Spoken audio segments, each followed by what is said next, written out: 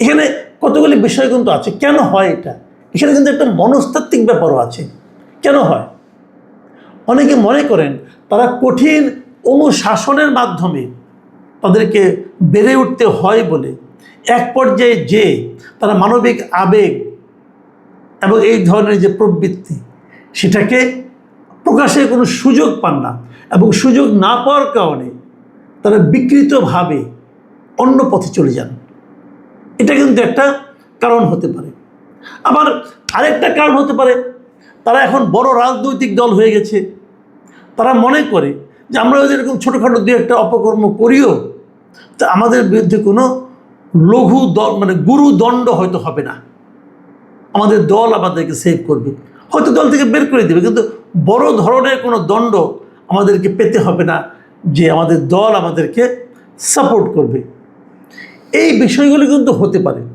আরেকটা হতে পারে যে কাজটা আমি যেটা মনে করি, আমাদের একটা প্রবাদ আছে, কিন্তু সেই প্রবাদটা হলো একটা মানুষ কতটা ভালো এটা নির্ভর করে তার সম্পর্কে আপনি কত কম জানেন তার উপর। আমরা জামাতের ওই কথা আগে বিশ্বাস করতাম, কারণ জামাতকে আমরা আগে জানতাম না। এখন যতই দিন যাচ্ছে এদের সংগঠন বড় হচ্ছে এবং বিভিন্ন পর্যায়ে এদের সম্পর্কে আমাদের জানার সুযোগ বাড়তেছে।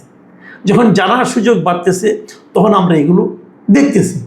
আমার বন্ধুদের মধ্যে অনেকে বলেন যে দেখেন ভাই, এই জিনিসটা সব দলের মধ্যে আছে, জামাতের নিয়ে বেশি আলোচনা হয়। আমি মনে করি এটা হতেই পারে, এটা হতেই পারে। কারকে নিয়ে বেশি আলোচনা হলো এটা কিন্তু গুরুত্বপূর্ণ না। গুরুত্বপূর্ণ হলো যে আপনাকে নিয়ে আলোচনা করার কোনো সুযোগ আপনি তৈরি করছেন কিনা, সেটা সেই সুযোগটা তো আপনি তৈরি করেছেন।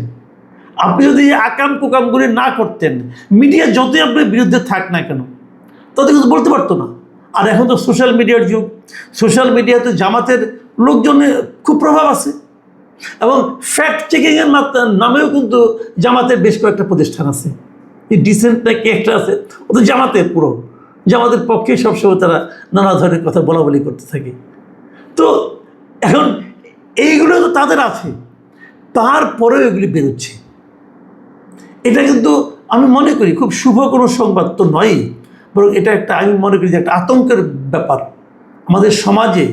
তাহলে কিছুই কি থাকবে না, অথবা কোনো দল কি থাকবে না যাদের উপর আমরা নির্ভর করতে পারবো? এই যে মানুষের মনে জামাত সম্পর্কে একটা ধারণা এখন ইদানিং খুব বেশি ব্যাপকভাবে প্রচারিত হচ্ছে, ছড়িয়ে পড়েছে, জামাত নেতৃবৃন্দ বিষয়টাকে কীভাবে দেখবে?